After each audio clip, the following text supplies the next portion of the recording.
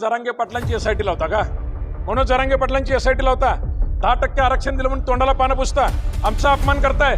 या लोकसभेला या आमच्या दारात तुम्हाला तुमची लायकी दाखवल्याशिवाय हा मराठा समाज शांत बसणार. बॅलेट पेपर लिहा, नाहीतर पत्तरवळ अंतरलो नाही, ईव्हीएम मशीन अंतरा, आम्हाला काय माहित नाही. पण आम्ही ताकदीनं प्रत्येक मतदारसंघातनं हजार लोकसभा उमेदवार, प्रत्येक गावातनं एक दोन उमेदवार लोकवर्गणीतून उभे राहणार.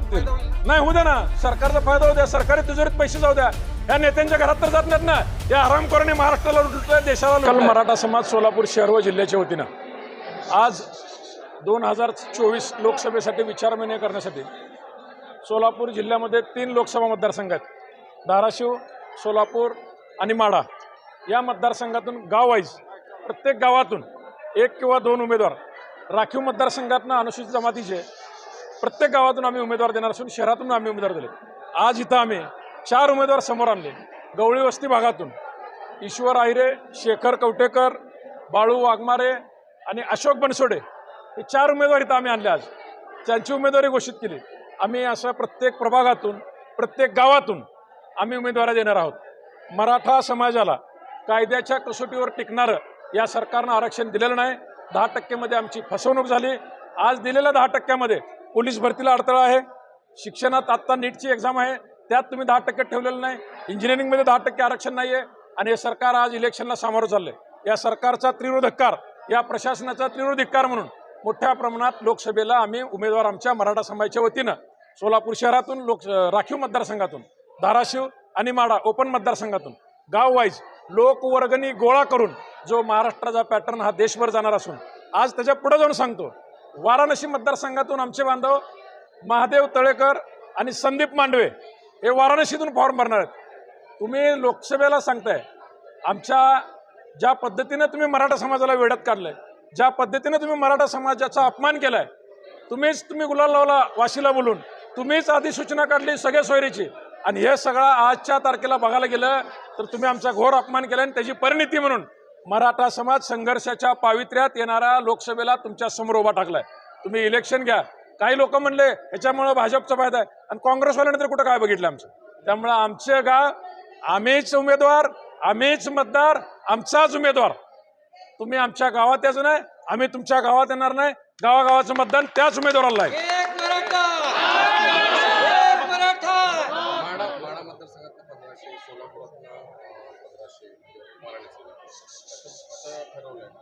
आज मोहोळ तालुक्याची यादी होती 140 उमेदवाराची.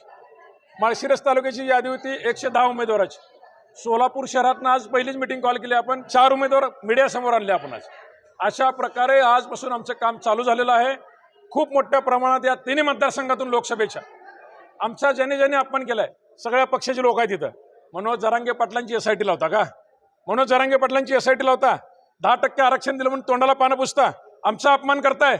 या लोकसभेला या आमच्या दारात तुम्हाला तुमची लायकी दाखवल्याशिवाय हा मराठा समाज शांत बसणार नाही. तुमच्या या भूमिकेला इतर समाजाचा पाठिंबा आहे का? त्यांना सोबत घेणार का? 100% सोबत आहे. आज मुस्लिम समाज आमच्या सोबत आहे, दलित समाज आमच्या सोबत आहे. जे बांधव वर्षानुवर्षे आमच्या सोबत आलेत, या सगळ्यांना 18 पगड जाती 12 बलुतेदार हे मराठा समाज सोबत असणार. कारण महाराष्ट्रानं पाहिले गुलाल तुम्ही उधळलाय. दिलेल्या गुलालाचा अपमान करू नका म्हणून मनोज जरांगे पाटलांनी सांगितलं होतं. अपमान केलाय का नाही हे सगळ्या समाजाला माहिती आहे. आमचे कष्टकरी शेतकरी, अल्पभूधारक, मजूर या लोकांचा सगळा या शासनानं अपमान केलाय. यांना याची परतफेड आम्ही उद्याच्या लोकसभेला देणार आहे.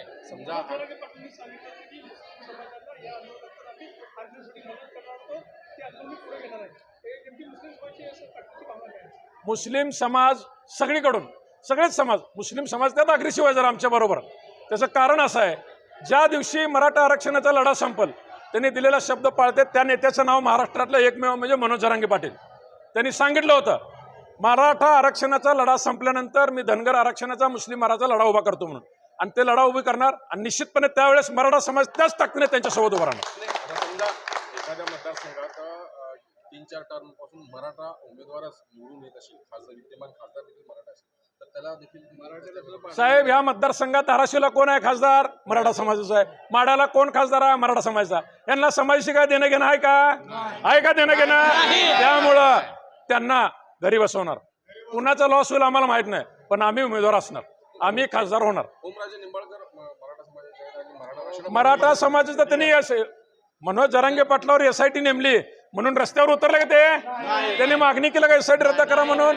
तुम्ही आमची चौकशी करताय आणि आमच्या विरोधात ज्यांनी सभा घेत फिरतेत ते भ्रष्ट भुजबळ, त्याची त्यांनी इन्क्वायरी लावली, त्याला उलट क्लीन चिट दिली.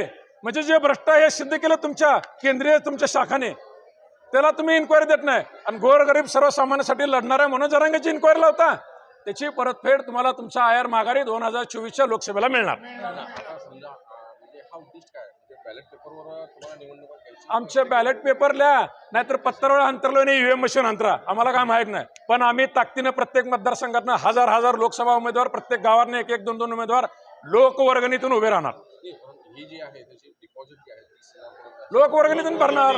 एक पण उमेदवार नाही. आता ह्या राखीव मतदारसंघातलं आमचे बांधव अनुसूचित जमातीचे आमच्या सोबत आहेत, त्यांचं डिपॉझिट मराठा समाज भरल, मुस्लिम समाज भरल, आमच्यातले उद्योजक भरतील, आमच्यातले नोकरदार भरतील. आम्ही कॉन्ट्रीब्युशन करू, लोकवर्गणी काढू आणि उमेदवार भरू. उमेदवारी अर्ज भरला तुम्ही समजा एका मतदारसंघातनं समजा तुम्ही 1000 भरले तर 30,000 रुपये एका उमेदवाराला डिपॉझिट. मग 1000चे किती झाले? एका 500 उमेदवार होतील, 1000 होतील.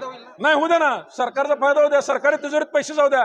ह्या नेत्यांच्या घरात तर जात नाहीत ना, या आरामखोरांनी महाराष्ट्राला लुटलंय, देशाला लुटलंय, यांच्या घरात जात नाहीत पैसे, सरकारच्या तिजोरीत जाऊ द्या, काय हरकत नाही. पण यांचा लढा द्यावा लागेल, काहीतरी त्याग करावं लागणार आहे, पैसे त्याग करू.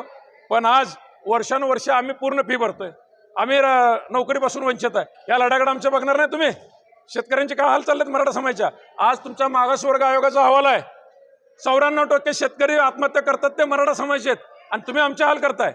बघताय तुम्ही, एकदा होऊ द्या ना. काय विद्यार्थ्यांनी असं सांगितलं, आमच्यातली एक गाडी विकू, आमच्यातलं आमचं बैल विकू, पण आम्ही उमेदवारी भरू.